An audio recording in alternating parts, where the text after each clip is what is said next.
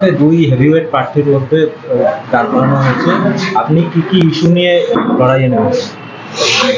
মূলত দেখো, এতগুলো সংখ্যায় চটকল ছিল, সেগুলো কমতে কমতে এখন বোধহয় 20-21টাতে এসে দাঁড়িয়েছে। সেই শ্রমিকদের যে সমস্যাগুলো আছে, তাদের কাজের যে অনিশ্চয়তার জায়গা তৈরি হয়েছে, সেগুলো যাতে নিশ্চিত করা যায়, শ্রমের বদলে তাদের পাওনাগুলো যেন ন্যায্য হয়। যেভাবে তাদেরকে পাওনা কমিয়ে দেওয়া হচ্ছে, দালাল ঢুকে পড়ে টাকা খেয়ে নিচ্ছে, প্লাস হচ্ছে তাদের যে চিকিৎসা, তারপরে কাজের শেষে জীবনের যে সুরক্ষাগুলো দরকার, পেনশনগুলো দরকার, সেগুলো, এবং আমাদের যারা ডেইলি লেবার তাদের ক্ষেত্রে আমরা বলেছি ন্যূনতম 300 দিনের কাজ এবং 26,000 টাকা মজুরি, এগুলো নিয়ে আমরা লড়াই করছি। হ্যাঁ, আর মানুষ এখানে পড়াশোনা শিখে টোটো চালাবে অথবা রাস্তার ধারে বসে মাছ, মুরগি, ডিম এইসব বিক্রি করবে, এর জন্য তো মানুষ পড়াশোনা MA পাস করে না।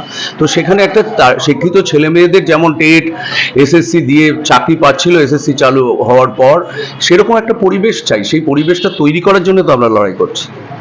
আপনি একজন অভিনেতা, এবার দেখা গেছে রাজনীতির ক্ষেত্রে যে কোনো অভিনেতা যখন দাঁড়িয়েছে বা অভিনেত্রী যখন দাঁড়িয়েছে, বিশেষ করে বাংলার রাজনীতিতে, তারা দেখা গেছে যে ভোটের সময় আসে কিন্তু ভোটের পরে আসে না। কে বলেছে?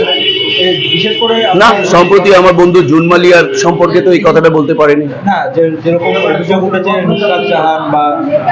নুসরত জাহান বা মিমি চক্রবর্তীর সম্পর্কে আমি কিছু বলতে পারবো না, তার কারণ ওদের দলে এরকম হঠাৎ করে প্রার্থী হতে পারে।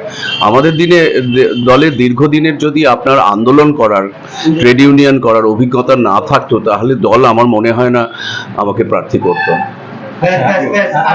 ব্যারাকপুরে দেখা যাচ্ছে দল বদলের রাজনীতি এবং নেতারা দেখা যাচ্ছে, সেটাই তো আমার প্রশ্ন।